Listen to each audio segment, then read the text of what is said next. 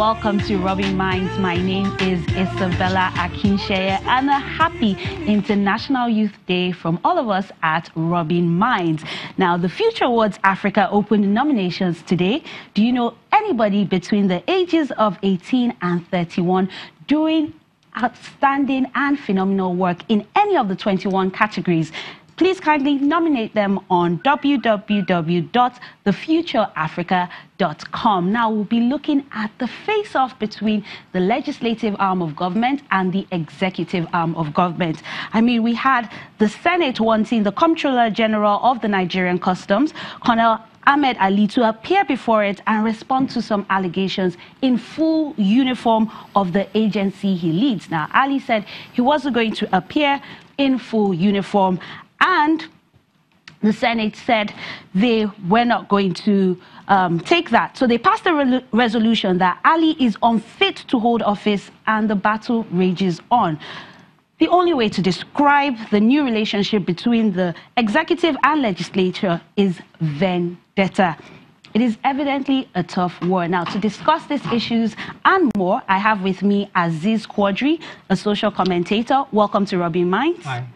And I also have Chukwudi Ezugu, a TV personality. Welcome to Rubbin Minds. Thank you very much. Thank you for honoring our invitation. So, who do you think is to blame in this face-off? Is it the legislative arm of government or the executive arm of government? I think it's most unfortunate that, people who are supposed to represent the interests of the Nigerian people have no basic understanding of what government and governance is. Because the truth is, if you look at the principle of separation of powers, the executive, the legislative, and the judiciary are independent of each other, but are supposed to act as a check on, each other. They have separate powers and they have defined functions. But unfortunately in Nigeria, what we have seen is this, ego tripping, struggle for supremacy and battle. And those at the receiving end are the Nigerian people. So rather than talk about blame games, it's important that these people just identify their job description and get straight to working. Because, since the 9th of June 2015, we've had this back and forth between the executive and the legislative arm of government, horse trading, and those at the receiving end are the Nigerian people. If you're supposed to promulgate laws, that is, make laws, and these people are supposed to carry out the law, and we have you people battling for supremacy, those who are going to suffer are the Nigerian people. So at the end of the day, those who are at the receiving end are Nigerians, and I just think they should just, put their differences aside and get to work at least until we go to the polls on the 16th of February 2019. So, Aziz, how can we manage the crisis at hand? Because this is just one example, but we've been seeing this face-off for a while now. I think he's absolutely right. The three branches of government don't understand what separation of power is. They don't understand that their roles are independent of each other, and like he said, they're supposed to act as checks and balances towards one another. I think they are completely disregarding the Nigerian people, and all they're focusing on are themselves. How can they attain power? How can they keep power? Hence why you have this whole problem of defection from one party to another. It's not about the Nigerian people. It's about where can I be to make sure that come 2019 after the election, I have power. I have some sort of ministerial appointment, or I'm vice president, or I'm president.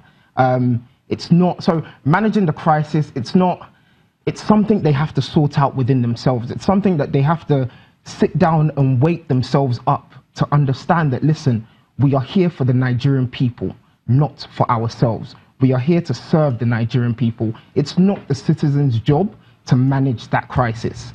It's it's the people in power. It's the president, the vice president. Yeah. It's their job within themselves to understand their roles and, proceed. But do you think some of these disagreements are actually necessary for our democracy?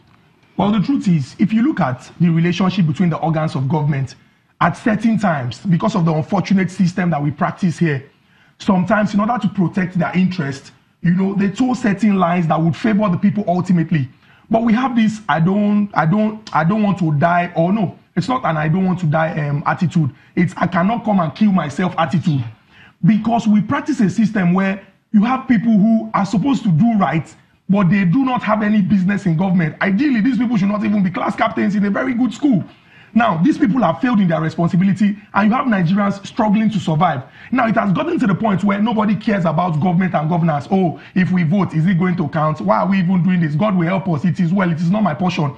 Now, at the end, the people will continue to suffer, while these people are going to benefit from, getting the very best of Medicare, security, and the rest of them. Now, what Nigerians must do to control this situation is begin to participate in the process. And how do you participate? You begin to question people until, Dino Melaye was rattled, even though certain people argue that, certain hands were involved. The truth is, a lot of Nigerians did not know that through the process of recall, you can actually make an attempt to call back somebody who is supposed to represent you. So if from the little we know, we start asking questions, these people are no longer going to take us for a ride. It's easy for somebody to cross from one political party in the morning to another political party in the afternoon, and by evening, the person says they don't have any political party. So it's really very embarrassing. So the office of the citizen is very critical. And we most as important, citizens need to have our rights exercised as citizens, and to really question the judiciary, question the legislative arms as well as the executive arms. Now, I'm sure the two of you have seen the video of masked men, at the National Assembly. What impression does such experiences, how do they portray Nigeria? I mean, and responding to what you said about the office of the citizen, what can we do? Now, I grew up in Lagos, Nigeria, I attended primary school when it was the heydays of the military rule. And there were certain features that were very prominent, green leaves on cars, riots, we had to go to school, you had the presence of military on the streets. But since the return to democratic rule in 1999, we've had 19 years of uninterrupted democratic rule. But sadly, because of a consistency in failure, we have not evolved whatsoever. Now you have a situation where somebody says, okay, order from above, personnel of the DSS took over the National Assembly complex, and we don't know who gave this order. And this person is supposed to listen to his principal, or he's supposed to be responsible to his or her principal. Now, if you have a situation where people act with impunity, it's a problem. Now, what Nigerians must do is understand the fact that people are going to abuse their powers. So we must begin to know their limits. And the limit is, you're working for me. That's essentially what it is. You're supposed to discharge this responsibility or service in my interest. If you begin to abuse your powers, then you have no business occupying that position. So as Nigerians, if we begin to participate in the process and ask questions, people are no longer going to take us for a ride.